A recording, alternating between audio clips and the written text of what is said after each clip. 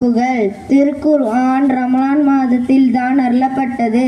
ரஹ்மத்தின் அருளின் வாசல்கள் திறக்கப்படுகின்றன. மேலும் அல்லாஹ்வின் மன்னிப்பு அதிகமாக கிடைக்கும். சொர்க்கத்தின் வாசல்கள் திறக்கப்படுகின்றன. நரகத்தின் வாசல்கள் அடைக்கப்படுகின்றன. இந்த மாதத்தில் செய்யப்படும் ஒவ்வொரு நல்ல செயலுக்கும் பல மடங்கு கூலி கிடைக்கும். ரமலான் மாதத்தில் உம்ரா செய்தால் ஹஜ் செய்து நன்மை கிடைக்கிறது. பசி, தாகம், இச்சை போன்றவற்றை கட்டுப்படுத்தி இறையச்சத்தை தக்வா வளர்த்து கொள்ள உதவுகிறது. நோன்பாளிகள் ரயான் என்னும் வாசல் வழியாக சொர்க்கத்தில் நுழைவார்கள். 1000 மாதங்களை விட மகத்துவம் வாய்ந்த ஒரு இரவு லைலத்துல் கத்ர் கண்ணியமிக்க இரவை கொண்ட மாதமாகும். ரமலான் மாதத்தில் உம்ரா செய்தால் ரமலான் மாதத்தில் ஒவ்வொரு இரவிலும் அல்லாஹ் நரகத்திலிருந்து சிலரை விடுதலை செய்கிறான்.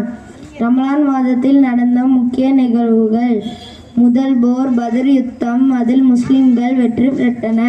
காஃபிர்களும் எதிராக மக்கா வெற்றி கொள்ளப்பட்டது.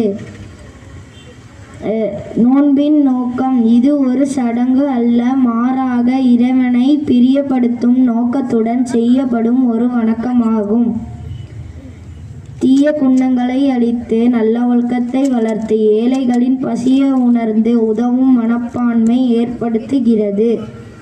இந்த மாதம் முஸ்லிம்கள் ஆன்மீக ரீதியாக தங்களை புதுப்பித்து இறைவனிடம் நெருக்கமாக்கி பாவத்தை மன்னித்து கொள்ள ஒரு பொன்னான வாய்ப்பை வழங்குகிறது. அஸ்ஸலாமு அலைக்கும் வரஹ்மத்துல்லாஹி வபரகாத்துஹு.